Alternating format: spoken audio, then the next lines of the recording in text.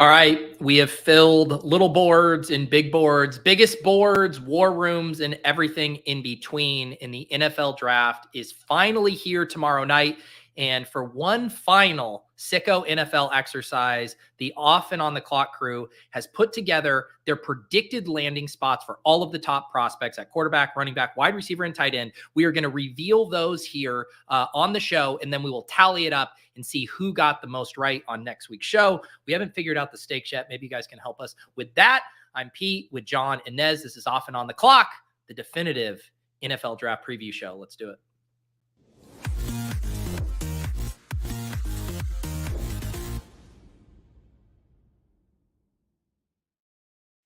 All right, here we go. You know, as like mainly an NFL guy, although I have previously dabbled with some hockey and some baseball, as you guys know, but you guys are the true multi-sport draft league. Is the excitement hitting for you guys as hard as it is for an NFL maxi like myself? Or are you guys pulled in NBA, NHL directions right now? I think this is the first time it's actually hit me. Like when the big board dropped, I got a little excited.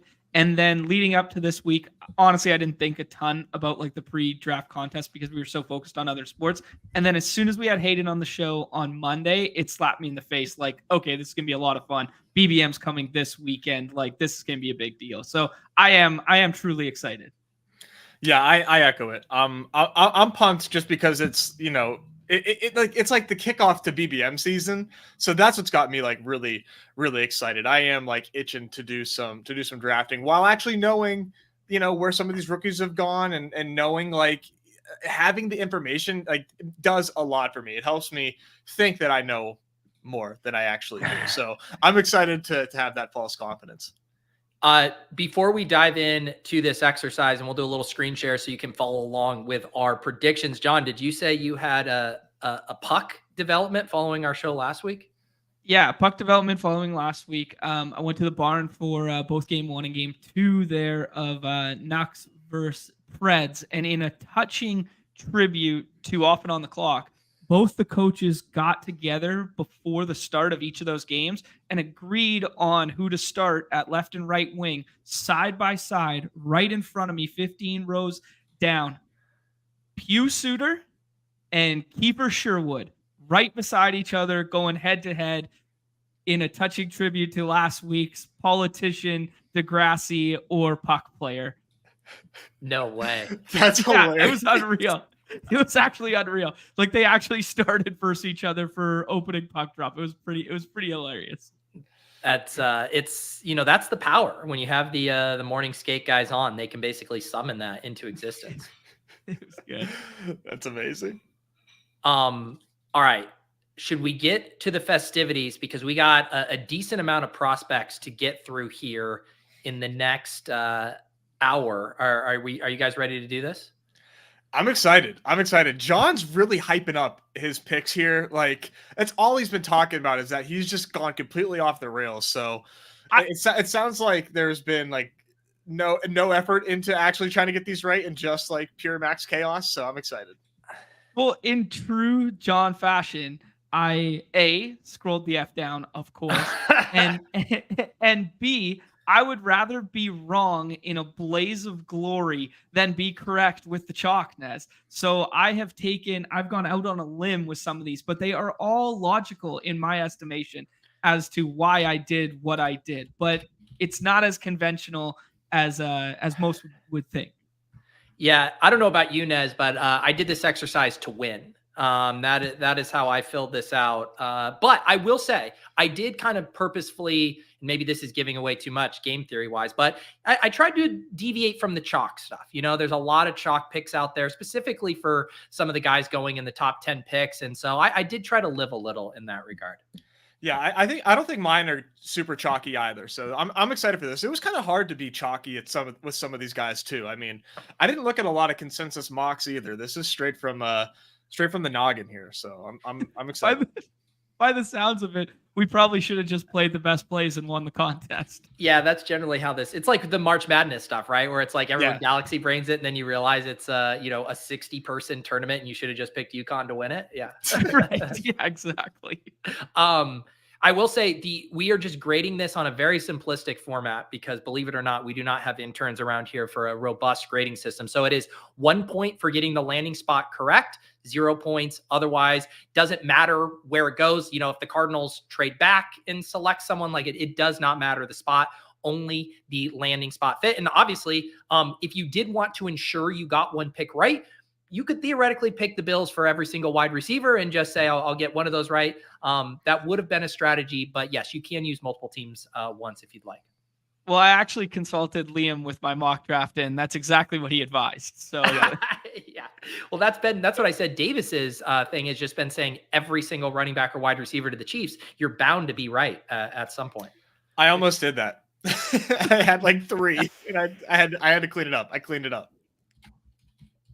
All right. So John, I shared the screen here. So I did like an arbitrary cutoff of what I thought were kind of the most interesting prospects, for the quarterbacks, just going through 6, wide receivers. It is a deep class. I had to stop myself somewhere. Ricky Pearsall ended up being our cutoff here. We're trying to like generally get round 1 guys. Obviously some of these will spill into round 2, and with the running backs, these will obviously spill into round 3 and 4, but I did want to get us a decent amount of running backs just because those are so fun for fantasy landing spots. And then I did trim it down to just 3 tight ends here. Do you guys all have this doc pulled up to where you can fill it out as needed? There, you should see me scrolling around in here. Yeah, I am in here regardless. Your logo's like a little bat, Nez. I guess we don't need this one because we're going to be putting our landing spot in our individual name. So let's start out with Caleb Williams here. Let's all fill in our answer here. No cheating what anyone else is writing, and get yours filled in. Oh, mine just says view only. Yeah, I think we're still in view only. I thought I shared this. I said anyone with just the link refresh is the editor. Yeah, refresh it. Okay, bang. Okay. All right. Even John, the Galaxy Brain bro, could not outthink Caleb Williams to the Bears. I had to score at least 1 point. Look at that. Nez, is this stolen valor to take your conditional format? No, please, by all means. Like it warms my heart to see. Hopefully, we just like line up all the way through, and you can just completely use my formatting. I put more time into the formatting than I did into who picks which player. So please. Let's not belabor this one just because it's so chalk everywhere. I do think it's interesting that like books will let you bet this at like minus 20,000. I think I heard on a podcast that Taylor KB over at ETR had bet like 5,000 to win like $100 or whatever it was. I do not have the sickness to do that, but seems like a lock. All right, should we do Drake May here? Let's go. Yeah. All right, 3, 2, 1. Oh. All right, we got our first descent.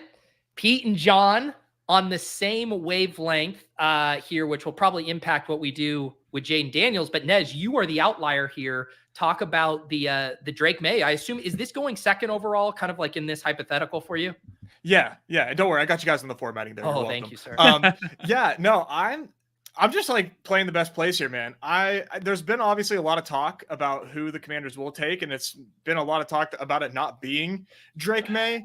But at the end of the day, I feel like it's just a lot of smoke and mirrors, and I would be really shocked if it isn't Drake May. But it sounds like it very well couldn't be, or very well might not be. I got a thesis on this one. Yeah, Commanders just sat through a shitty UNC quarterback who didn't play a shit ton in college. Give me the other guy from the SEC. That's my thesis on this one. Yeah. My other thing, like thinking about how the Patriots have played this from like a talking head standpoint, first there were the quotes from like, Jared Mayo and the team like, hey, look what the Texans did. They were patient. They built up their roster before they got the quarterback, implying that they might not even want to take a quarterback here. Then, floating that they might be willing to trade back, which has, of course, been a Patriots MO. And then you had like, one of the guys in the front office like really loves JJ McCarthy. To me, this is classic. Like, you know what? We're taking a quarterback, but if someone wants to just completely overpay, we're not so much in love with Daniels or May that we wouldn't say no to an overpay. So I think they were courting an overpay. I don't think they will get one. I think ultimately they will take best available. And I think Jaden Daniels is going to the Commanders. So I assume the Patriots will happily take Drake May at 3. I think there's like also no better way for like a new regime coming in. I mean, they haven't really ironed out who their GM is when you saw the quotes this morning there, but like just ushering in the non-Belichick era as being like, okay, clean slate, we're taking quarterback kind of thing. That's what seems so crazy, right? Like you have this chance. There's a clear top 3 at the position. Maybe it's not clear if the McCarthy heads want to come after me, but a clear top 3. You don't know when you're going to be able to pick up this high again. Maybe it's a 2 quarterback class in future years. You have to have a top 2 pick to get one of them. And it's like, you just came out and saw the flip side of not having Tom Brady. And it looks really bad when you're trotting out Bailey Zappies and Mac Jones. It's like, you got to take a crack here. So yeah, it's going to be May or Daniels. The question is just kind of what the Commanders do here. Yeah. So now I'm curious where you guys think the Commanders are going. Yeah, well, let's put that in here. All right. You guys ready? 2, 1. Oh, I put it JJ because of Nathan. That's his question. Yeah. There you go. So yeah, this makes sense that we would have it flipped. Yeah, but Nez, yours is more the interesting one here on, is this tied to Jaden, some rumors being that he doesn't want to play with the Commanders and the Commanders being like, fine, we don't want you either. I think it's more, for me, it's more so like thinking that Drake May is like head and shoulders, like QB2. In my opinion, like I really am like surprised at the way that scouts and everybody's like talking behind the scenes about this pick. Like to me, it feels like it's a no brainer that it should be Drake May, but you know, a lot of smoke about Jaden Daniels being the pick, and it would just really surprise me. I don't know, man. I just think Drake May is just so much more, you know, such a safer pick, but Jaden Daniels is, I did not think that he would be QB2 at all. Yeah, I'm just really surprised. Did you guys see the ETR one where Silva took McCarthy here to the Commanders? I mean, like no. The way that people have been talking about JJ, it seems like that's also a possibility, but I don't know. I think that's just analysts being cute. Fair enough. All right. Should we move on to where things really start to get fun here with JJ McCarthy? Because I think there's so many different ways. You guys want to get this loaded in here? Let's do it. All right, let's do it. All right, 3, 2, 1. Give me all 3 different answers here. Oh, you two have the same. Whoa. Okay, John, let me hook you up with some color there, buddy. Thank you, Nez. You don't got any color for me, Nez? I got you. This one to me feels like Giants stick with what they got at the quarterback position, and Broncos make the splash move to trade up, get ahead of Vikings to get their guy immediately because Sean Payton doesn't want to wait around and they need a solution right now. Yeah. I'm not even sure that they have to trade up. Yeah. Ooh, okay. Well, okay. That is a spicy take because I was going to say the one thing that I think maybe our picks are somewhat in agreement on is that McCarthy isn't going to go super high. Like the Vikings, well, this is still very high, but I mean, the Vikings aren't going to trade up for the 4 spot to like get McCarthy, and me seeing him falling here. And then maybe for you guys seeing it as a more palatable price for the Broncos to move up, 6 spots or whatever to get into that range. That's where I'm at. Yeah. I guess like I was just thinking like after obviously the top 3, I don't see a quarterback being taken until Minnesota. And I don't see a QB needy team trading up to leapfrog Minnesota or the Broncos to make that pick a quarterback. And obviously I have the Vikings taking a different quarterback, but I'm just not sure that anybody's going to like pay because it just doesn't seem necessary. You hear the Chargers talking about their pick, obviously being the first non-QB pick off the board. And the talk is that like they're putting a premium on that for it to be traded. So I just don't think that anybody's going to be leapfrogging in here. Yeah. I think I kind of, oh, go ahead. No, I was just going to say, I kind of think that the Giants hold the deck here and they can hold some of these other teams hostage by, manipulating that if you want quarterback, you got to get up to 4 kind of thing. Yeah. It just seems like maybe the steam on McCarthy's cooling a bit. I mean, the Giants, I feel like they're chalk play has been Neighbors. That's the one you'll see the most. And they definitely could use another pass catcher. But I think they're quietly very much in the mix for wanting one of these quarterbacks, whether that's trading back, whether that's just staying pat and taking McCarthy here. So yeah, I just think of the teams that really could, obviously Broncos, Raiders, I think Giants are right there. And it like kind of matches up in like a McCarthy value, where Giants pick, team need, in a way that I haven't heard too many people discuss. So I just wanted to get a little spicy with that one. I like it. Yeah, I think Hayden said something similar to us as like a potential on Monday there. Okay, now I haven't got to check out that show yet, but I like that that Hayden's on board with that one. All right, let's do Michael Penix here, good old UW boy. This one could go so many different directions. And it is fascinating that McCarthy, you know, most people, the chalk has been the Vikings for McCarthy. So none of us picking the Vikings here should be fun. Let's reveal this in 3, 2, 1. Oops. No, I had the right one. Yeah, we're good. John, okay. You guys are this is crazy. Let's go. So yeah, is this a little homecoming for you too, John? You think that they kind of load up for the future? Yeah, I think this is Geno being owed $10 million in dead money to be on the roster at the start of next year. I think it's that. I think it's new regime. I think it's Ryan Grubb coming in, first year, first time NFL offensive coordinator. Who do you want? You want your safety blanket that you set loads of UW records with the last 2 seasons there. And he also is a slip candidate, right? Now, The problem with this Galbrain is the Seahawks don't hold a second-round pick as of right now. So it would have to be like a trade to get back into the second round to get him, because I'm not sure he lasts till they're back in the third there, and someone may even trade up. These are the most polarizing picks at the back end here with Bo Nix and Penix, because quarterback-needy teams might trade back into the first. Right.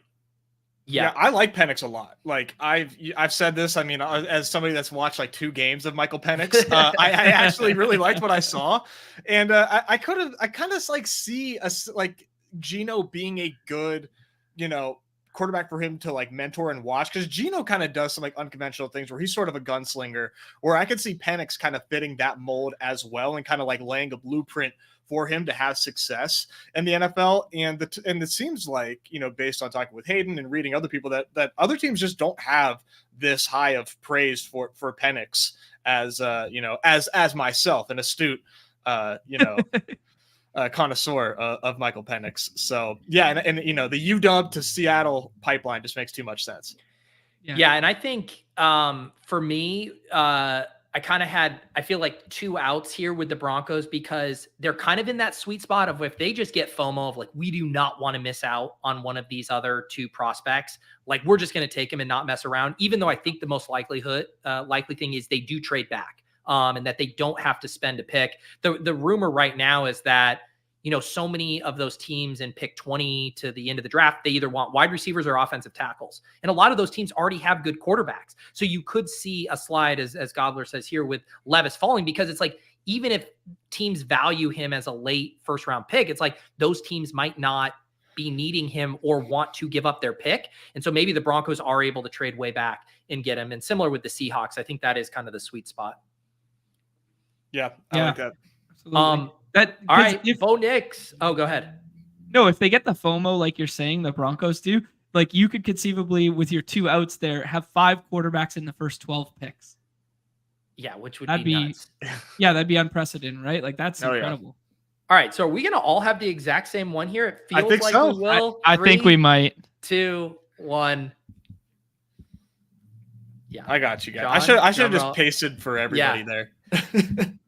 And I'm guessing we all saw that kind of that rumor yesterday too, right before we did this exercise, which was like, hey, we don't need to trade up and get, McCarthy and pay all this money.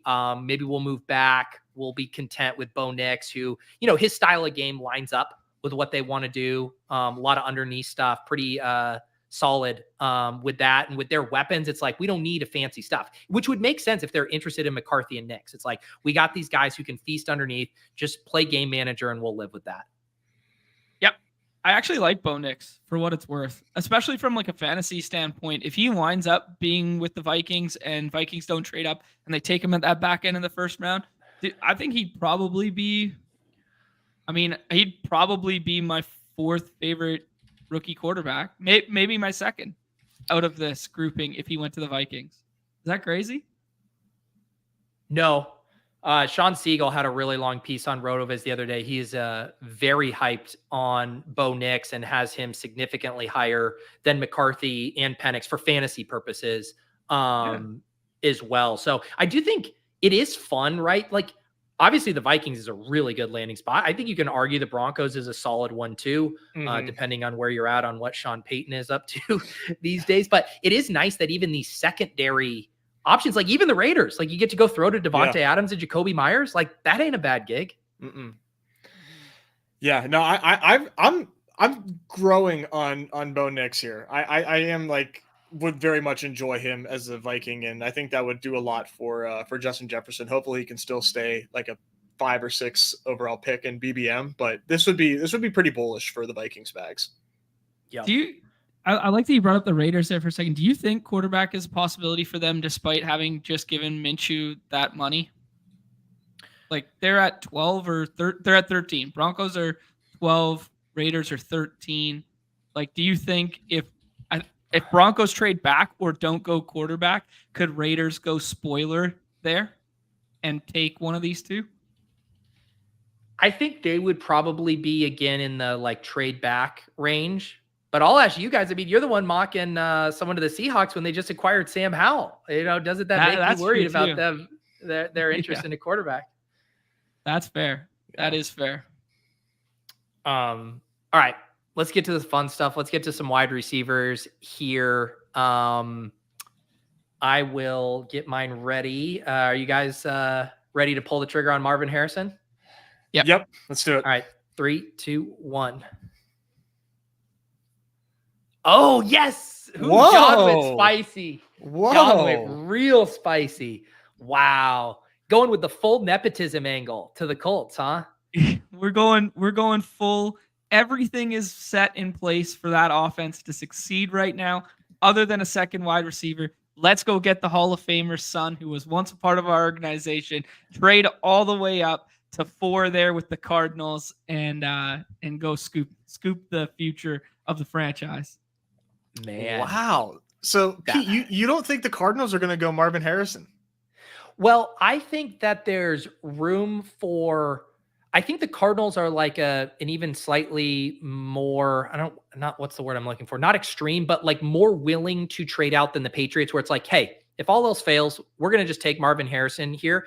I think they are content with one of the top 2 guys. And I don't know, like maybe I'm trying to thread too tight of a needle, but I could see them moving back like a spot or 2 if you see people piling in to come up to get JJ McCarthy and basically pushing down the top 2 wide receivers, and then them being like, okay, I'm okay if we get Neighbors at 6 or 7 kind of thing. So I fully expect Harrison to go to one of the Chargers or Cardinals. But yeah, I decided I wanted to go off the chalk a little bit for this one. I like it. Hayden really likes this one offensive tackle, Hayden Winks. I think Joe Alt described him as just like generational, just like over the moon on him. So I could see someone trading up at that spot to make that pick. The one thing that scares me about the Chargers is just the fact that Harbaugh's never valued the wide receiver position. Like he's always been like 12 personnel. He's always been. That being said, he's never had Justin Herbert before. So who knows? Or a depleted depth chart with no wide receivers. Wouldn't it just be so Harbaugh to just go offensive tackle though? Like I've thought about this a lot, and it like lines up with that narrative for sure. But I think there is like, not wanting to prioritize the passing game in like actual malpractice. And I think like having Justin Herbert and your top wide receivers being Quinn Johnson, who already busted, Joshua Palmer, who is like the epitome of a wide receiver 3 or wide receiver 4 in this league, to be your top 2 wideouts.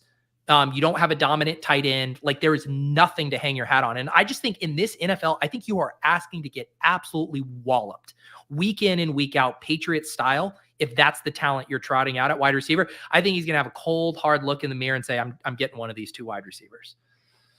I like it. I respect it. Little spoiler, Pete, on your next pick here. Yeah, a little spoiler on mine. All right, 1, 2, 3. Oh, shit.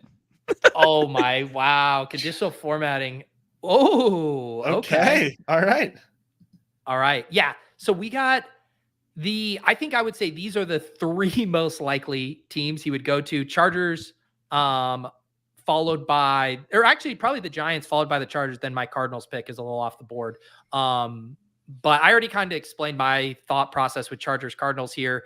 John, what do you think about the Giants?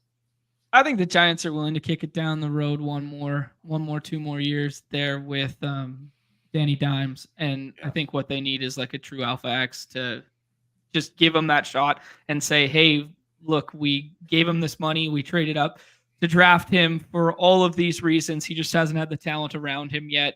This is his last shot. We'll get him said talent. And if it doesn't work out, then they go on the quarterback hunt with a decent foundation for the following year.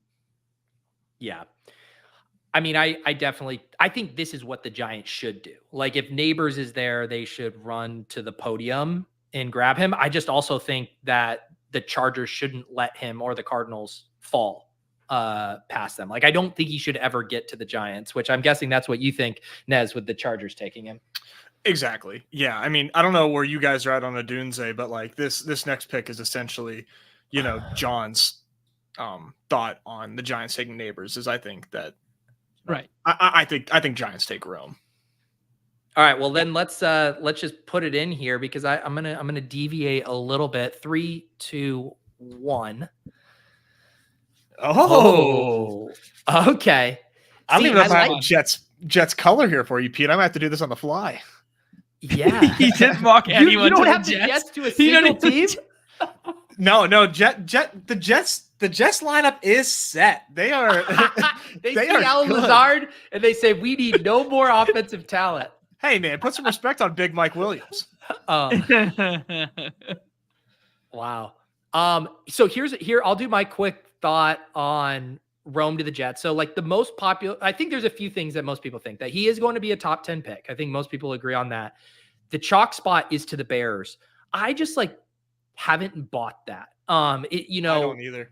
They go out and get Keenan Allen. You have DJ Moore. Not saying that you can never not use more weapons. Like I definitely am a fan of that, but they don't actually have a ton of picks in this draft. They have those 2 at the top. It would make so much sense for them to trade out, go with another position, and take advantage of this deep wide receiver class while picking up more assets. Right. Then I think a really interesting thing happens in that either another team wants to trade up to 9 to take Rome.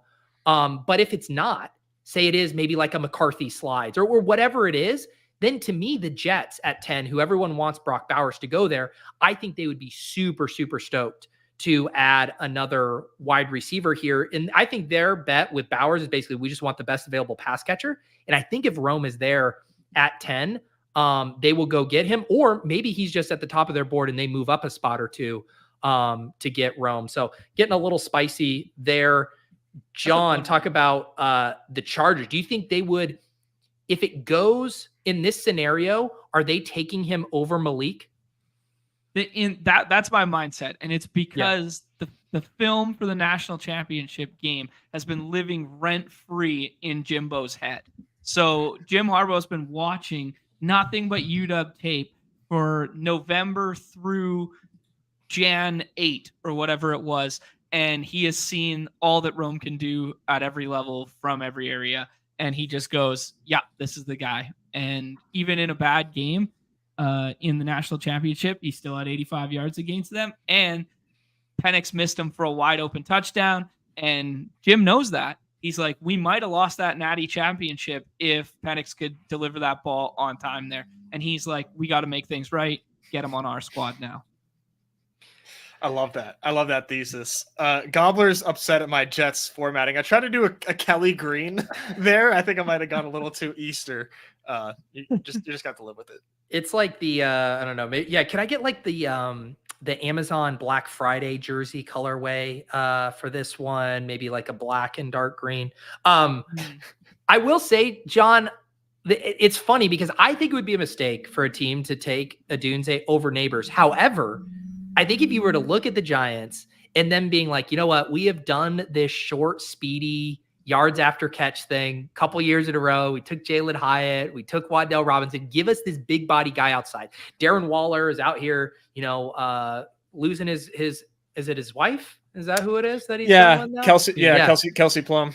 Kelsey Plum, he's barely playing these days. It's like we need a big-bodied guy on the outside. So I could see them falling in love with that archetype, even though I would be of the belief, dude, just take the best player, get Malik Neighbors the ball, and everything else will work itself out. But it is an interesting stylistic fit.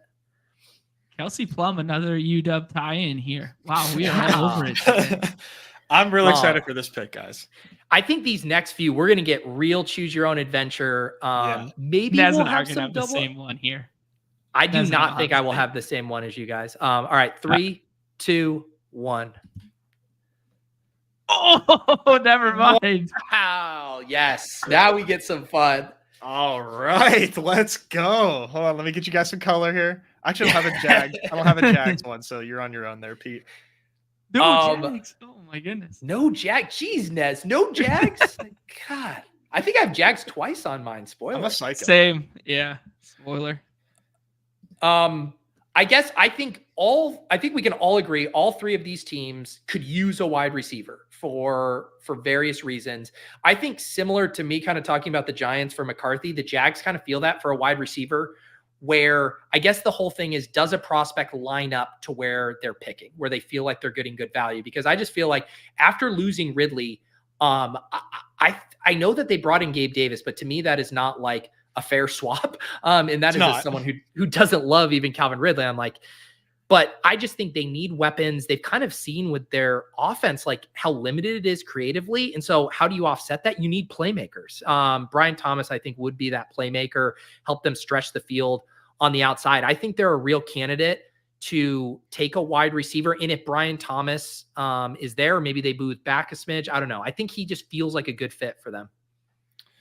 Yeah, I don't disagree. The way that I just see them, just reading the tea leaves there, and one of them was a little nugget from Hayden once again, was that they love Christian Kirk. Like, they are in love with Christian Kirk, and I think that they are like, you know what, he's the wide receiver one. We have Gabe Davis to stretch the field as well. They love Zay Jones. He's still there, right? I'm not forgetting him. Yes. That's okay. Yeah. That's part of the thesis, is that they have a 3 wide receiver set. They have Evan Ingram. I really think that they are just going to trust Trevor Lawrence. And I think you kind of see 2 paths of just NFL teams right now, where some teams are going like the Bears route, where it's like, hey, let's just load up our talented quarterback with as much talent as possible. And then you have the Chiefs and Bills, where they're just like, we have these really good quarterbacks, just win it for us. And we will take care of the rest. So that was the thesis behind absolutely shunning the Jaguars in my mock here. But we do have the Steelers here. I think people forget that the Steelers traded Deontay Johnson, and it's Calvin Johnson and Van Jefferson, and their 3 wide receiver sets right now. So the Steelers are 100% taking one of these wide receivers here. It's just a matter of who it is. And they're notorious for, hitting on wide receivers. So I'm excited for whoever they take. That's pretty good. The interesting thing for this, I was just going to say the Steelers are interesting because their MO has been to just pick up undervalued guys in rounds 2, 3, and 4. They've just been so good. And also, does Brian Thomas Jr.'s skill set overlap with Pickens a little too much, where they're the big bodied guys on the outside? Do they want more of a Deontay Johnson replacement who can kind of eat over the middle? Yeah, that's fair. Yeah.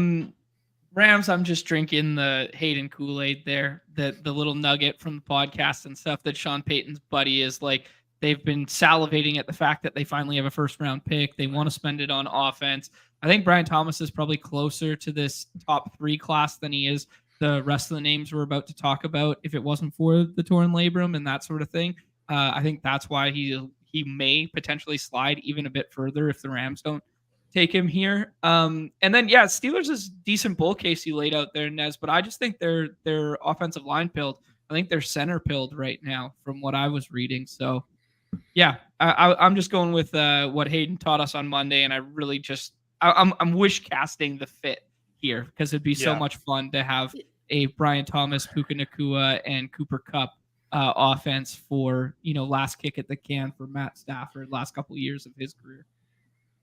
And to me, what I'm hoping is that we're all directionally right, because what I want is a wide receiver run.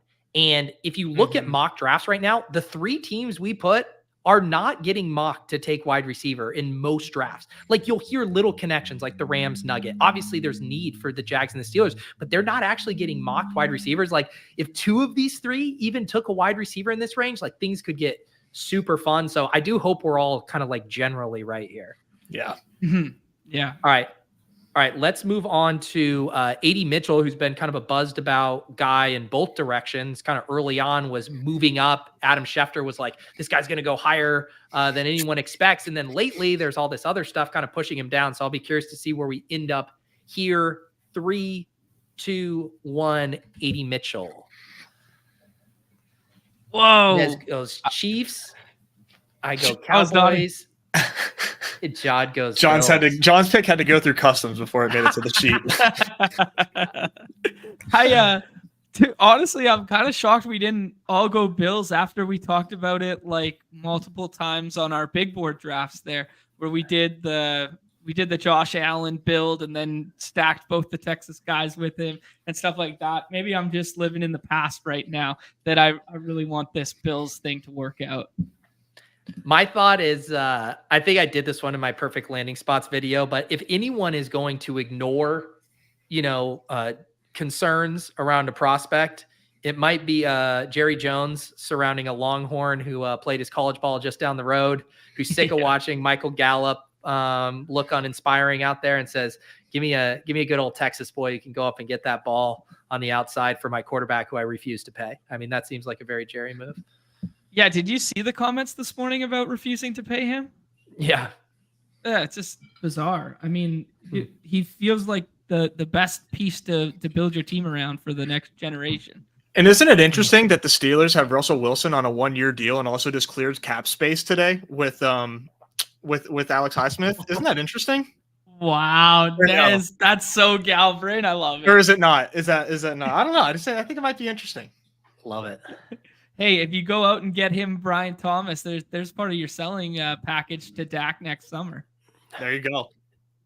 So Nez, Chiefs, in this reality, 32, they stand pat, and 80 kind of falls because of some of these concerns.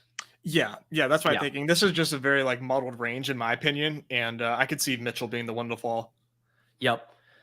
Cool. All right. Should we do our next one here? Oh, shoot. Yeah, hold on. Customs. Got it. All right. Ladd McConkey. And I should just mention the order that I put these in. I grabbed these from the consensus mock draft database. Like I'm a bull on Xavier Worthy. I have him higher if I'm just ordering these guys. So I do just want you to know that I do not think Ladd McConkey should go higher than Xavier Worthy. Let the record show that. But for this exercise, I'm staying true to the consensus here. So in 3, 2, 1. Ladd McConkey. Nez doubling up with the Steelers.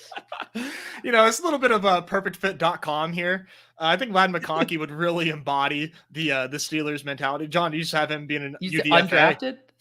Oh, I just stop. I don't press enter. That's what I'm doing. Okay. You do need the enter. Control V? That doesn't work. No. So little perfect fit there. I think Steelers fans would just love Ladd McConkey if he was there. This is a little bit of trying to capture points here. I do think that they if Ladd ends up getting a first round grade from these teams, I think it could be either Brian Thomas or Ladd McConkey, but I think they need weapons too. I can just sort of see them they have 2 pro ready quarterbacks, which they couldn't say about Kenny Pickett last year, and on really cheap salaries, where I just think they just want to load up on the offense and try to change things up here. I think Arthur Smith is salivating for a little Ladd McConkey on the outside there. I would just really like to see it as well. From a game theory perspective, I think doubling up on these teams who are really likely to take a pass catcher is probably the way to game the scoring for this contest. So you are sharp there, even masking it with your homerism. So nice. Thank you. Yeah. Nice job there. Mine was kind of simple. I think the Bills would prefer, a guy like Xavier Worthy or Ladd, or AD or Brian Thomas. But if those guys aren't there, I think they're just going to say, we need a wide receiver. We're going to take the best available. Ladd, I think they can kind of squint and be like, hey, he can play inside, he can play outside. I think he could fill that role that Gabe Davis was maybe providing them. Or he could be the small ball type version that Joe Brady wants to play. Dink and dunk, Curtis Samuel, Ladd, and Dalton Kincaid over the middle. So that was mine. And then Niners is a fun one, John, because with all these rumors swirling around potentially trading or releasing somebody, you might get something fun there. Yeah, that was kind of my thought process. This was a Kyle Shanahan value hound. Oh, take him at 31 as he falls, because he sees the value in him. Just in terms of he's not the prototypical white slot receiver, lazy comp shit. He can be moved all over, a little bit of deep threat. He feels like a really nice complementary piece to Debo and CMC catching balls underneath there, especially if you're going to lose Brandon Ayuk. I really like it. Yep. And so does Bubs.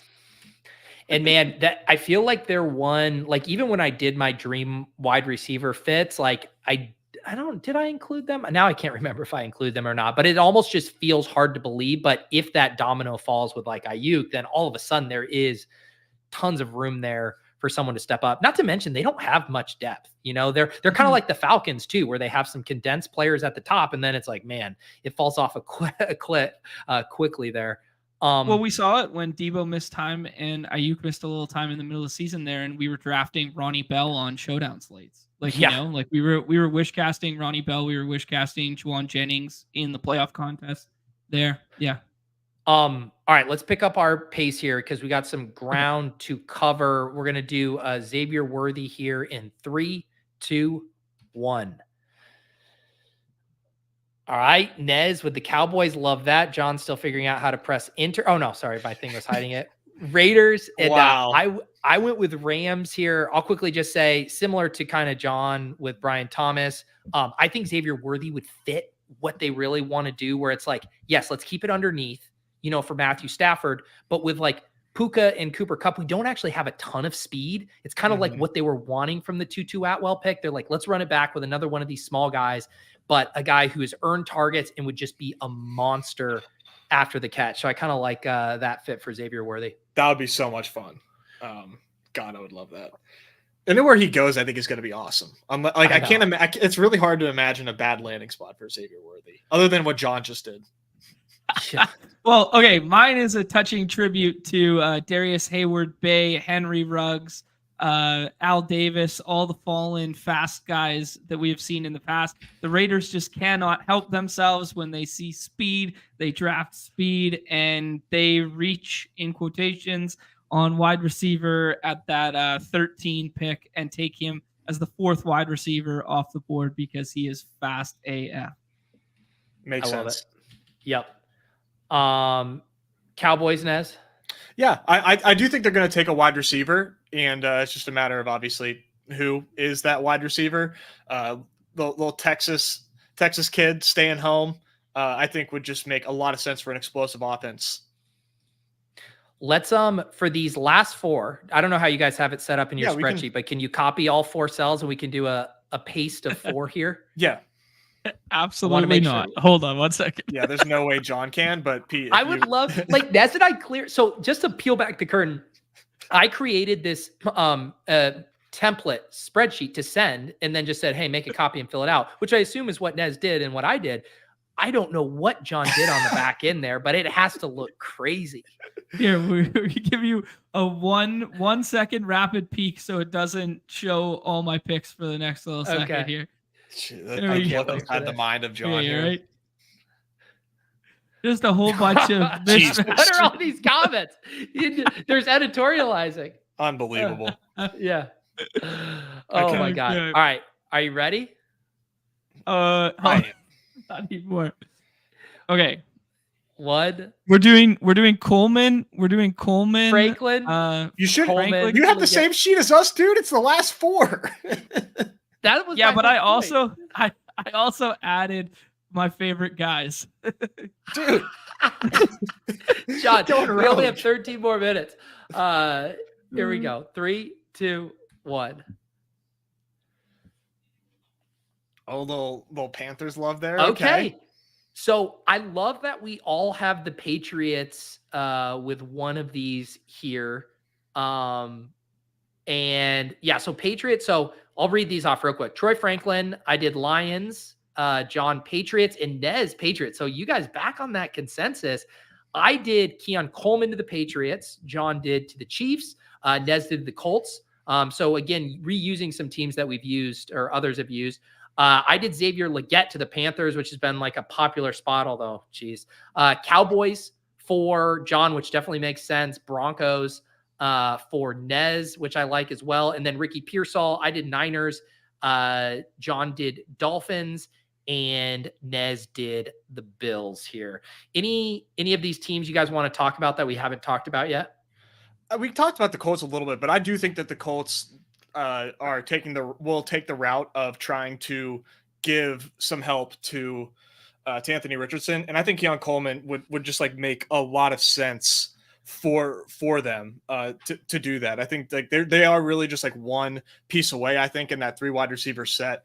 And I think Coleman would fit really well in that offense. So I'm not necessarily wish casting that because I don't think that would be good for his fantasy value. And I do have a lot of Coleman in the big board, but I just think from a team building perspective, I think that makes sense. Yep. John, you're getting lost in the dust in the conditional formatting game, but speak on your picks.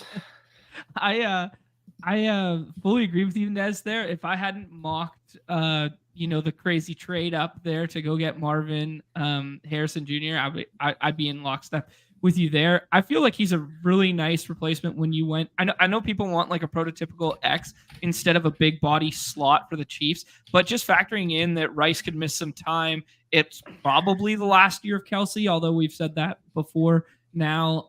But like, what better than big body slot and red zone target with big frame for Patty Mahomes there? I like that one. And the Troy Franklin one is kind of like tongue in cheek here. I know Spags is pretty bullish on Franklin. They like the replacement of he likes the replacement of Gabe Davis there. I think Troy Franklin low-key sucks at football from all the time I've watched him. This is my spicy take on watching him with the Ducks for a couple years there. I don't think he's that great, and carrying on a time-honored tradition with the Patriots, despite the changeover in coaching staff and whatnot, they still lack in their ability to evaluate wide receiver, and they go get Tyquan Thornton 2.0. Yeah, I feel like that's what happened. Is you heard the Tyquan comp and you said he sucks, and then you threw him to the Pats. I think it's exactly what just took place. I love it. Yeah, and I do think this is going to be what's so fun for fantasy purposes, right? Because we do have these teams like, the Dolphins and the Niners who don't necessarily have to go get a wide receiver, but if they do, I mean, drafters are going to be extremely interested in them, and they're going to give us, even more options, push other guys down with maybe even better prospect profiles, which I think is a pretty interesting thing. Like, couldn't you totally see a scenario where the better prospect goes to Carolina, but then like Ricky Pearsall goes to the Niners? Drafters are going to be like, I'm taking Ricky Pearsall, man. That's what I'm doing. Because he feels like a legit wide receiver 3 if he does go there. And they never had that. Like, it was always like, lest we forget Juwan Jennings, the gauntlet hero. But I just don't really see, I see Pearsall actually being like a useful fantasy asset if that takes place. Yeah, that was my same thesis with the Miami stuff, because it was like you can move him all over the formations. He can play all 3 spots. He's super athletic, and it just feels like a super good complementary piece. Whereas like a lot of other people have like Jatavian Sanders or something like that being mocked to Miami to fill that same role. I kind of prefer Pearsall with that same pick. Yeah, that makes sense. So for running back, do you guys want to just like treat running back how we do in best ball and just like do everything at once here and just kind of note where we have like some shocking picks? If John's spreadsheet can allow for it. Yeah, there's no way. I've got to retype them all. Hold on. Okay, I'll do the first like 4. Dude, what the hell were you doing? Dude, I got some notes here. I got some sophisticated things to contribute. In my head, I was like, I'll make this so simple and streamlined for everyone by creating the spreadsheet, and they'll literally just have to fill it in. And this guy's coloring outside the lines. Oh, literally. Damn Hey, near. would Don't not look at be our me Sean if I didn't do it. As we reveal it, you can start filling it in here. Nez and I are gonna paste in one click in 3, 2, 1. All right. Let's see. Little overlap with the Raiders. Yeah, that is Nice. fun. Oh, Sage move there. I forgot. I changed this one up. Shock the world. Okay, you go Bengals there. Time for me to steal some formatting. Thank you. Well, while John populates this. Jonathan Brooks to the Chargers would be a lot of fun. You know what? I don't know if you felt this way, guys, when you were doing this. I'm like, I kind of started to talk myself into there being like more landing spots that would be very fun for drafting purposes, where it would muddy the waters just enough to create some fun, opportunities. Yeah, that's how it always happens, right? Like once these teams actually make running back decisions, it kind of like tell ourselves that it's like very telling about the running back room, and then it almost like never amounts to anything. But there are definitely some spots that are murkier than I was giving credit for when I was actually like going through and trying to fill this out here. There we go. So let's we got to start with, most people all agree two premier landing spots, Cowboys and Chargers. John, you did Jonathan Brooks to the Bengals. Nez did Cowboys. I did Chargers. Talk about the Bengals spending a relatively premium pick on a third running back after bringing on a guy you made his draft, Zach Moss, in every single big board. Describe the consistency here. This is Bengals shock the world, and they hold that 52 pick like hostage here, because I think there's kind of like a sweet spot for the first running backs there. It's like 52, 54, 56, and 57, which kind of is all of the teams that are quote unquote running back needy right now. And it starts with Bengals at the top of that. And I guess, I don't know, everybody wants the Texas connection because of the doctors, because of basically everything you alluded with AD Mitchell there for Brooks. I just think it'd be kind of like fun to do him. I think it's 49. So Bengals are at 49. Eagles have 2 picks after that. They don't need running back anymore. But then the Browns, then the Cowboys, then the Bucks. That's kind of like that little pocket for running back in day 2, I think. So yeah, I was just like, they play a little bit of spoiler and they go, what's the one piece left to add to this roster? RIP Joe Mixon. Let's bring in Jonathan. Yep. Yeah. And like looking at other, we all used the Cowboys. We all used the Chargers. We all used the Raiders. We all used the Bengals. We all used the Giants. We all used the Cardinals. So there are we are kind of all circling. Yeah. Interesting spot. I think one that I would maybe like to have back, and John did this to a premium pick.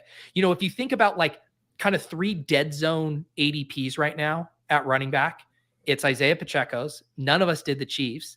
It's Rachaad White. I think John was smart to do the Bucs, and then James Cook. And a couple of us did the Bills. It looks like John did the Bucs instead of the Bills, but those should be ones we circle as being pretty fragile spots.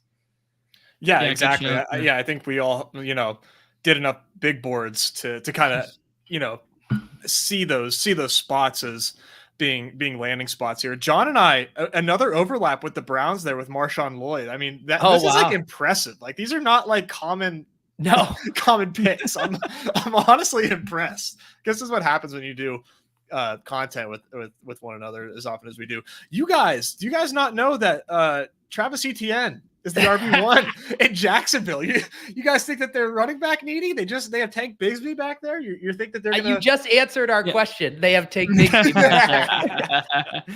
It's interesting. We went 2 different routes with that though, Pete. You went the Ray Davis shirt and collar between the tackles guy to be the compliment, whatever, and I went the Clemson pass catching, open space guy, and ATN being more of the between the tackles style one and not the receiver profile that people thought he was when he was coming out of college. And Shipley's actually that guy. That was kind of my thought. So I'd be interested to hear what your thought is between those two. I think that makes definitely makes sense. My thought was ETN can catch passes. Just for whatever reason, they weren't using him that way. You get a mulligan on the tank pick with Ray Davis. It's kind of your bruiser, and then actually get ETN back to doing stuff he does really well. Get him in space, get him some more checkdowns. But yeah, I think the Shipley's a fun one. That's why I did him to the Panthers, because I think with like Chuba and Miles Sanders, you don't have like a really good pass catcher there, and that he then could kind of fill that void there. Nez, I'm trying to find a spicy one for you. Yeah, I would say there's some my favorite one on this whole list that I would be drafting the shit out of would be Braylon Allen going to the Chargers if that came to fruition. That one feels to me where it was like he's the first 2 years at Wisconsin there, he was like exactly what Harbaugh would want. You know, that like between the tackles, like old school power run guy. And then they ran out of shotgun in the third year. So I don't know. It just feels like he's really young too. He just feels like the most fun for me if that landing spot lined up. Which one's most fun for you guys? I think Brooks to the Cowboys for me. Yeah. I mean, the Cowboys and Chargers, it's impossible for those not to be fun because we both know those teams either want to run the ball a ton or have really good offenses where there's going to be tons of opportunity and lots of scoring ops. To me, the sneaky fun, low-key funnest spot, and that's why I put the second best back in the class here, is the Cardinals. Because if they add Marvin Harrison, you get a full healthy year from Kyler, Trey McBride, year 3. Like this offense could hum, and we rarely see James Conner put together full seasons. At the very least, a rookie could immediately get 10 to 12 touches and then just have some pretty insane contingent upside, similar to what we saw with David Johnson back in the day where he took over that backfield. I could just see like if we get one of these top 2 to 3 backs there, that just being a really nut landing spot. That's why I had Braylon Allen here, just because I thought that like he kind of had the ability to start slow coming off that injury. And then, James Conner is always like banged up, that would actually, make a lot of sense. So that is like a very sneaky fun spot. I was thinking about that as well. Like that. I didn't mind more as like they don't want to spend a lot of capital yet because I don't know. Yeah. I kind of like your guys' picks for Cardinals better than mine now. I thought they were kind of like, hey, we're still going to go like one more year with James Conner here, and James Conner doesn't get as affected. And then, I kind of like your guys' picks better now. Other ones here let's find any other ones where we were the only one to put them. I was the only one to put Panthers, kind of already talked or no, John, you did Panthers. John was the only one to put Niners. Is that kind of like, we're not feeling Eli Mitchell, Jordan Mason, or just the Niners constantly collect running backs? That it's a bit of both. It's also the fact that they have 3 picks in the 6th round too.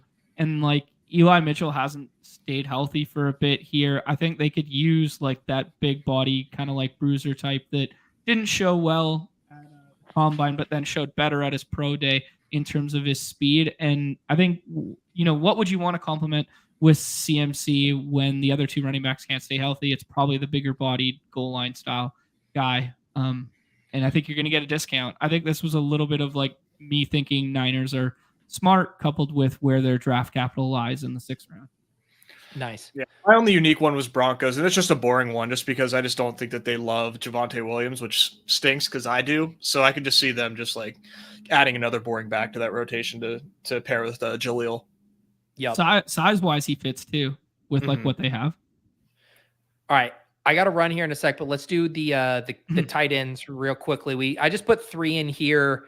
Bowers is the fun one. Jatavian Sanders should get some early 2nd round capital, and then who knows where Theo Johnson or like Ben Sinnott. It really opens up after that. So I just put the top 3 in here.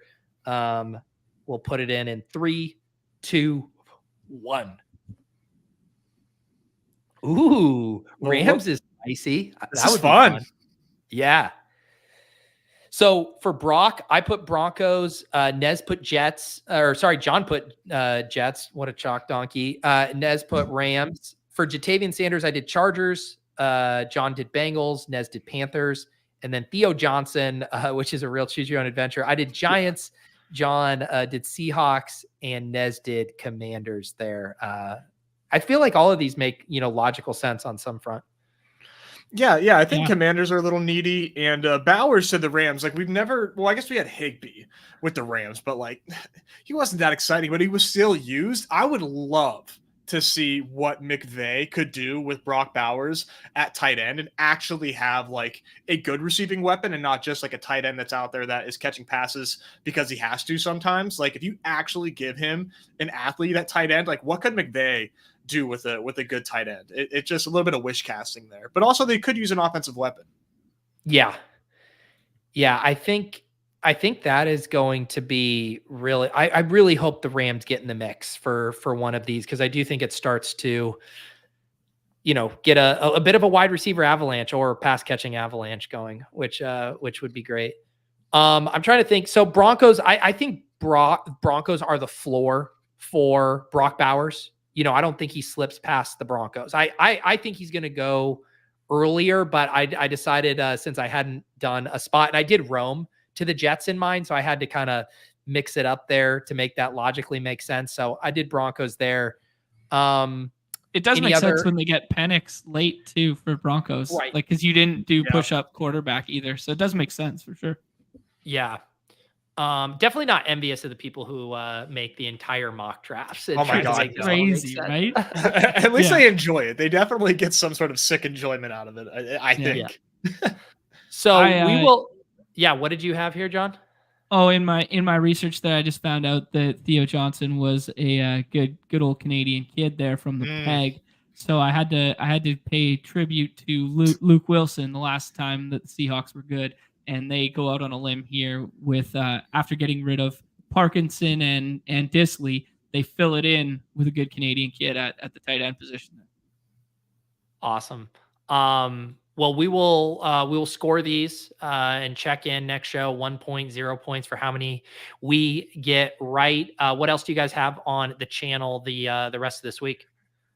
Tomorrow's going to be a bad baseball slate just because it's all super early. So we're going to focus primarily on the playoff basketball. There's a 3-gamer tomorrow. We're going to do that one behind the paywall tomorrow. And then hopefully I'll mix in a little puck as well, because I know people are feeling a little playoff puck right now. And then Friday, we'll kind of back to business as normal for all members, or all subscribers rather. And we will do baseball and basketball there on Friday. Awesome. Oh, and a little bit of draft reaction too, I guess. Nice. What about for you, Nez? Yeah. Just doing some Nez takes on Friday. Today's like kind of an ugly slate, and same with Thursday. So just saving it for the slates that are easier to talk about, and then and then just drafting these playoff contests, drafting these baseball contests, trying to build up that bankroll, because the UD Drafts Twitter kind of teased us with some of these logos that they've got. You could see the Eliminator in there. You could obviously see the BBM5. It's funny. It's almost like an optical illusion. When you look at those silhouettes, your eyes kind of fill in the lettering with those silhouettes. And then there's a lot of logos that we've never seen. So I've already told Bria, my wife, I'm like, hey, just so you know, I'm going to be drafting a lot of best ball this season. So just don't be alarmed. She's in the loop with everything that I'm doing. So I'm just super pumped for all that. And it's coming very, very soon, and I can't wait. Yeah, I'm super stoked about it. I got a video out this week on Best Ball Mania. Obviously not on specific details for, price structure and any other kind of tweaks they're making, but more just thinking through how do you take advantage of drafting at specific points throughout the year, knowing the things we do when the contest opens are so much different than what we do at the end, which is what we talked about in the Scroll the F Down video, which is get stronger as a strategy the closer we get to the contest locking. So we'll talk a lot more about that, in August. But I wanted to get this video out before Best Ball Mania, because there are some obviously things we can do right away when the contest drops to take advantage of that. So check out that video on the Deposit Kingdom channel. We'll have our ship chasing draft night extravaganza tomorrow, and then I will have Best Ball breakfast with hopefully Best Ball Mania drafts on Monday. Gonna have a big streaming block. And it should be a fun time. All right. It's going to be fun. Awesome, man. All right, dudes. I appreciate you. Enjoy the rest of your draft week. And thank you guys all for watching Off and On the Clock. We'll see you guys next time. Peace.